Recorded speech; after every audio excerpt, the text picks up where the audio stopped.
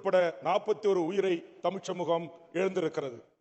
என்னை பொறுத்தவரையில் இன்றைக்கு நான் சொன்ன தலைவர்கள் வரிசையிலும் நம்மோடு வாழ்ந்து கொண்டிருக்கிற வரிசையில் இருக்கின்ற தலைவர்களோடும் இன்றைக்கு அல்லும் பகலும் இந்த மண்ணுக்காக, மொழிக்காக, இனத்திற்காக, சமூக நீதி தளத்திற்காக, சாதிய மோதலுக்கு எதிராக, சமத்துவத்திற்காக, சமூக நீதிற்காக, மதவெறி மாச்சரியங்கள் இந்த மண்ணில் அறவே ஒழிக்கப்பட வேண்டும் என்பதற்காக போராடுகின்ற தலைவர்களுக்கு கிடைக்காத ஒரு வெளிச்சத்தை இந்த நாட்டில் சட்டமன்றங்களில், நாடாளுமன்றங்களில், சட்டமன்ற நாடாளுமன்ற உறுப்பினருக்கு நிகராக மாடத்தில் அமர வைத்து அழகு பார்க்கிற இந்த நாட்டுடைய 4வது தூண் என்று போற்றப்படுகின்ற நெதர்மை பத்திரிகை துறை இதற்கு துணை போய் இருக்கிறது என்று நான் பகிரங்கமாக குற்றம் சாட்டுகிறேன்.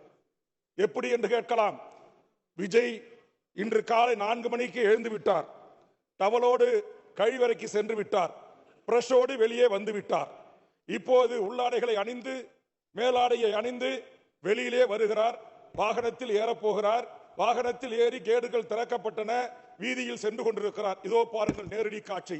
பிரத்யோகமா இது எங்களுக்கு மட்டும் கிடைத்தது என்று பெருமை தட்டிக் கொள்ளுகின்ற இந்த நாட்டுடைய 4வது தூணாக இருக்கிற எனது அருமை தமிழ்நாட்டில் விரவிட்டு எண்ணக்கூடிய ஒரு சில பத்திரிகை ஊடகங்கள் தமிழ்நாட்டு மக்களிடத்தில் மிகப்படுத்தப்பட்ட ஒரு போலி பிம்பத்தை, இவர் வந்தால் தேனாரோடும் பாலாரோடும் லஞ்சம் ஒழியும், அது ஒழியும், இது ஒழியும் என்று மிகப்படுத்தப்பட்டு கொண்டு போய் மக்களிடத்தில் சேர்த்ததோட விளைவு எப்படியாவது அவரை பார்த்துவிட வேண்டும் என்று ஆர்வத்தோடு வந்த ஒரு கூட்டம் திட்டமிட்டு நிகழ்ச்சியில் தயாரிக்கப்பட்டு அரசு அதிகாரிகளுக்கு, காவல்துறைகளுக்கு அனுப்பப்பட்டு திருவள்ளுவரை ஒட்டி இருக்கிற ஒரு மாவட்டத்திற்கு நீங்கள் வருவதாக பயணித்த திட்டம் ஏன் கரூருக்கும் நாமக்கலுக்கும் மாற்றப்பட்டது என்பதற்கு விடை இருக்கிறதா?